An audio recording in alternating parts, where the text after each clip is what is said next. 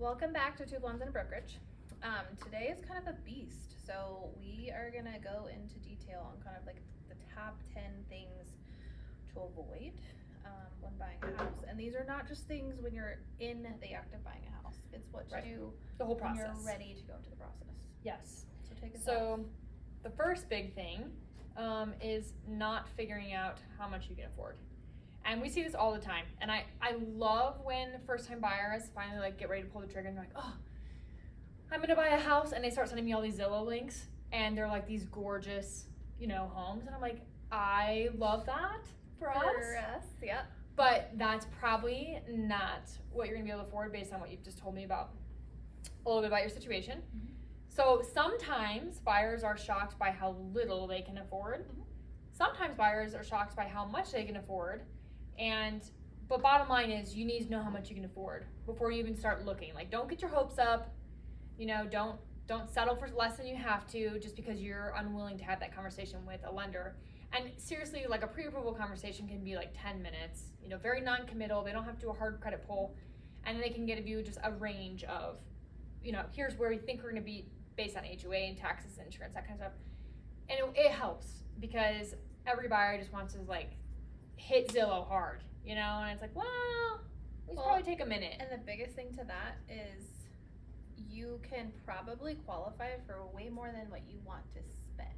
Yes, and you need to have that conversation too, because if you just take the pre-approval as it is, it's like, oh, I'm approved up to $700, great. And then we go under contract and then you realize what the payment for a $700,000 home is, and you're like, that's a hell no for me. Yep.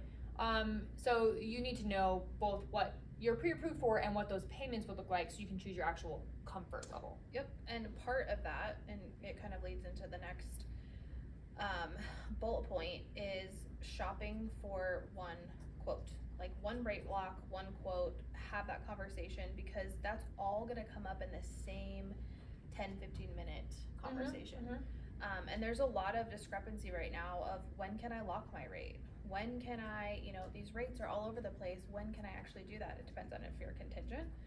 Depends on if you're just buying only. Yep. There's a lot of things that go into play to that. So not to say don't do your research, but limit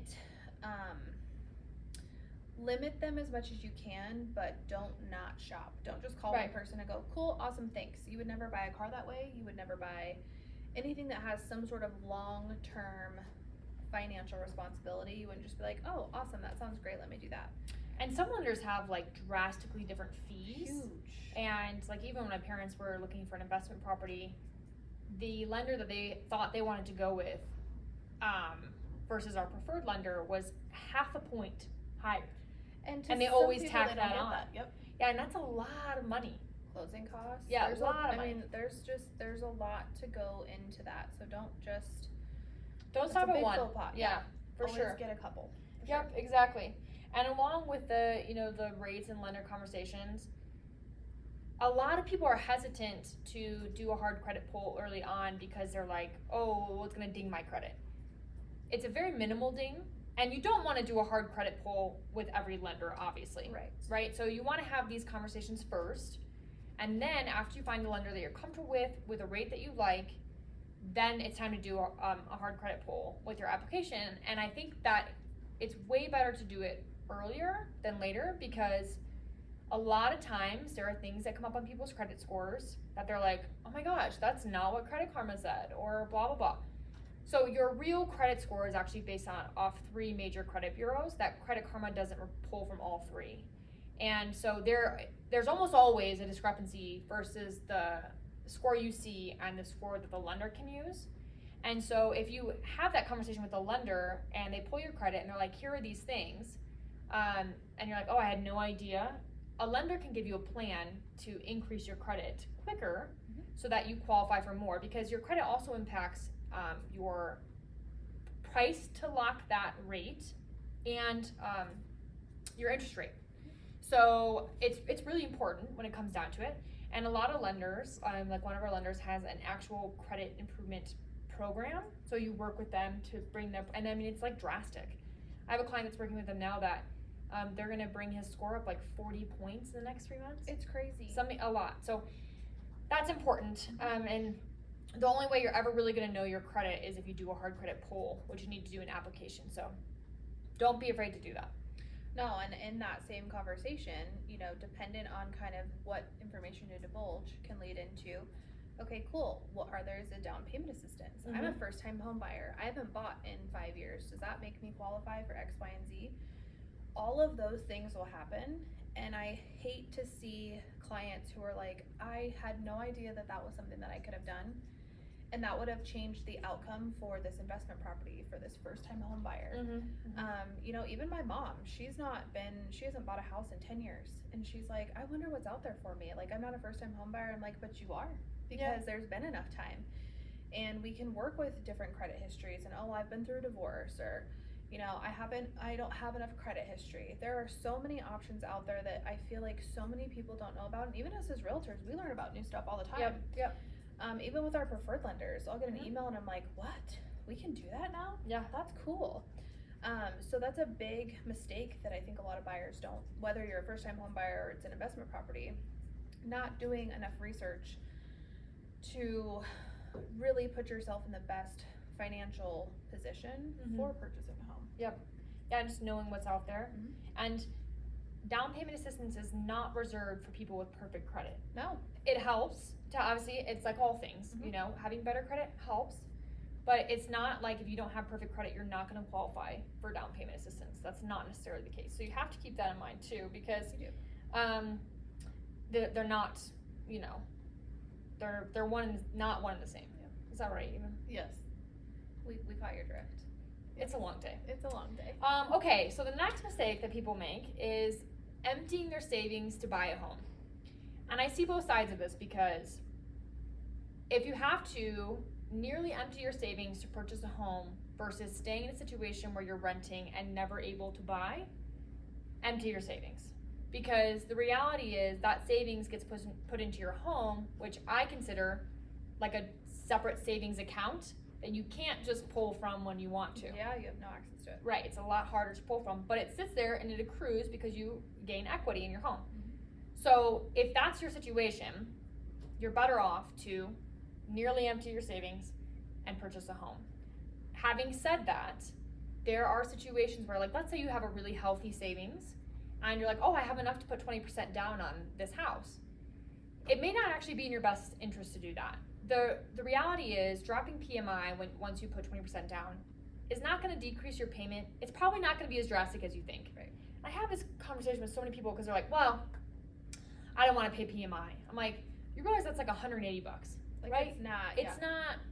It is not Until you a spend make on or your break nails deal. or your hair, Right. or your car Right. maintenance. Like, it's very minimal. And for me to keep 80 grand in the bank to be able to not spend $120 or $180 a month, I'm like, that's a lot of months I can pay with that 80 grand. And then if something ever does happen, I have that 80 grand sitting in my bank account, or I can use it for other investments, whether that be through the stock market or your business or buying a second home or whatever, saving towards the next one, whatever it is. But I'm just like, I'm not a huge, advocate for putting 20% down unless you have to. And I've never done that. Well, I guess I did on one investment property, but on my personal residence, I never do it because, especially in Colorado with appreciation the way it is, granted this year will be slower, but typically as a state, we see like 7 to 8% appreciation every year. So you're only going to own that home for a few years before you drop PMI anyways. This is a really long tangent. That's not really about your savings. Bottom line, you shouldn't fully empty your savings because things come up in your home, which we've talked about with home warranties and stuff. Yep. That's the best way to protect yourself from an unexpected expense, or a special assessment from your HOA. There are unexpected things. So it's not like owning a home is just paying your mortgage and your insurance and your taxes and your HOA. Yep. There's a lot more to it than that. So don't empty your savings fully if you don't have to. And that leads to the next, which you're doing great segues today to go from one to the other. Is don't go out so you don't want to empty your savings. Cool, let me go out and get a new credit card. Let me go out and apply for this loan that can give me X, Y, and Z. Don't do that. Yeah. So weigh out the different options that you have. And honestly, it's funny because some of our lenders, I feel like sometimes are like financial advisors. Yeah. Because they do give you so many good tips on, okay, you want to raise your credit score 30 points, do this. And instead of paying this, pay off this, because Right. that's what the credit, the bureaus are going to go off of. But within that, don't go out and just get a credit card because you want to get a credit card. If you got an Amex, do your thing, whatever, pay it off. But there are a lot of helpful tips of, don't go out and go, okay, let me hoard this savings account, but let me go build all of this credit. And there are some people who need the credit history. I mean, we deal with clients that are just rock stars. They've got 150 saved in the bank, but they have no credit score because they have no credit history. Okay, go on. So there are times when that does become a benefit to you, but having a good advisor as a lender, your real estate broker, your financial advisor, whatever that might be, utilize that, because then sometimes that can actually help you, but right, more often than not, don't get a new car. Yeah. Don't buy furniture for your house or appliances. Don't open any new lines of credit at Home Depot. Mm-mm. Just wait. Literally, if you sleep on a mattress on your floor the first night you buy your home, it's a hell of a lot better than not being able to buy the home. Drink out of the solo cups, pop the champagne. We're sleep big on solo the cup floor. people anyways. We are. Yeah. So that's. Exactly. Okay. One of the things we already kind of touched on was shopping for a home before a mortgage. This goes back to the whole sending me Zillow links before you're willing to have a conversation with the lender. Mm-hmm. You're really just getting your hopes up, and it's probably not going to end super well for you. So first things first, have a conversation with a realtor who's going to send you directly to a lender, because really everything starts with them. They're like the big bad wolf. They are. They tell you what you can and can't do. We'll show you whatever you want, in the range that the lender kind of tells you. Well, and in reality, I mean, it's a waste of everybody's time, and nobody wants that. We don't want you to get your hopes up, but we also don't want to drive around and show you 20 properties and then come to find out that really one out of that 20 you can qualify for, or even not even qualify, but you might be approved for that, but like we talked about, you don't want that money. You don't want to spend that money with your HOA, with your taxes, especially when you're looking at multifamily homes instead of single family or condos or townhomes. So just keep that in mind for sure. And, talking about condos, there's a lot of other costs with a condo that aren't the same as with a single family home. Like, you pay a pretty substantial HOA typically when you own a condo or a townhome. And we were also talking about, special assessments, very common in communities that have HOAs. And what a special assessment is basically like the HOA can come to you and say, hey, we're replacing the roof on your building. We don't have enough money in the reserves to do this, and so your portion is going to be $5,000, and you might have 30 to 90 days to pay that to them in full. So there is something called loss assessment coverage, and when you're purchasing homeowners insurance, it's something that you really want to have a conversation with your rep about, because what happens if you have loss assessment coverage is the HOA assesses the special assessment, and then you send it to your homeowner's insurance. They pay it, and you pay the deductible, which is typically like $500 to $1,000, significantly cheaper than what you pay for the special assessment. So we're talking about the cost of homeownership now. I just slid right in there again.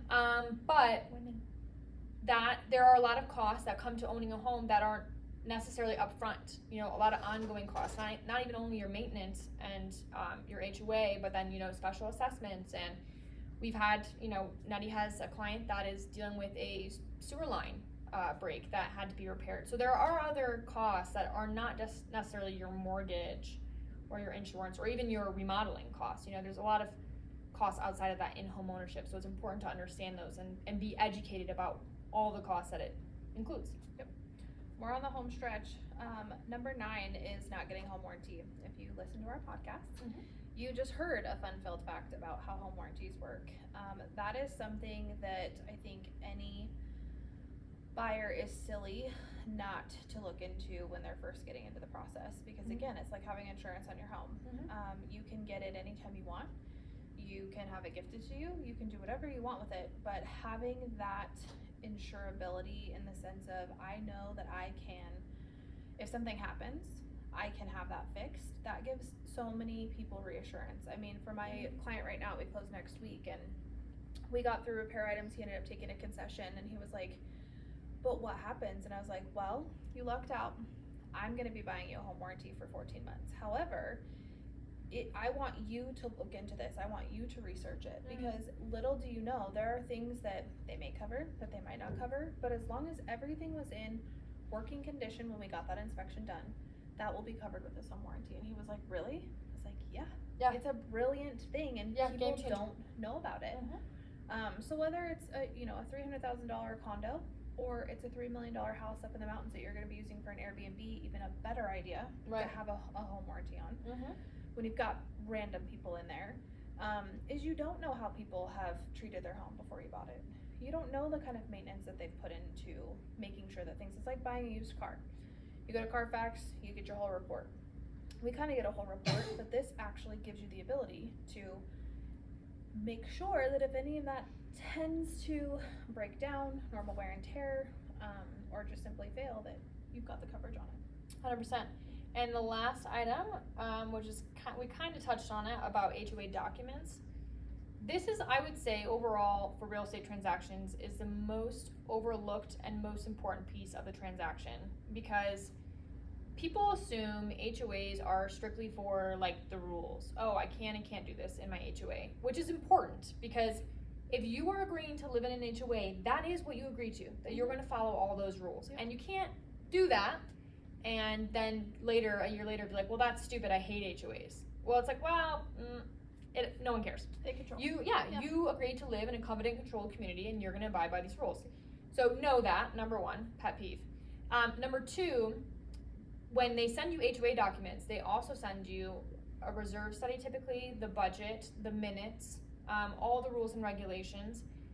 Every piece of that is super important to understand, because that's how you get a glimpse of the condition of your community before you ever even live there. So if you can read through the minutes, the meeting minutes, which is typically what happened at the last board members meeting, you can kind of know what they're talking about, what issues they're dealing with within the community, and then you can go and look at the budget or look at the reserve and know, like, okay, there's not enough money in the reserve to do these things that they're talking about at these meetings, and it's not in the budget. So that to me is like ding ding ding, special assessment. You know what I mean? So you want to immediately be looking for that stuff. So it is important, and I also am a huge advocate for you not necessarily like joining the board, because it blows. I really wouldn't recommend anyone do that. It's so bad. But going to the meetings at least, and just kind of hearing what your community is going through. Knowledge because is key. it is, and it's also a great way to meet people in your community. Mm-hmm. And FaceTime is good for when you do have to make requests to the board, but whatever. But it's just good knowledge to have. So make sure that you're reading your minutes and all your HOA documents that you're getting at the beginning of the transaction, and then make sure you're staying present in your community. Love it. End of TED Talk. End of TED Talk. But Yes. if you guys have any questions on any of those, we did kind of broadly go into a few that kind of tied into each other. So if you have questions on anything specific, you know where to find us. We'll see you next time.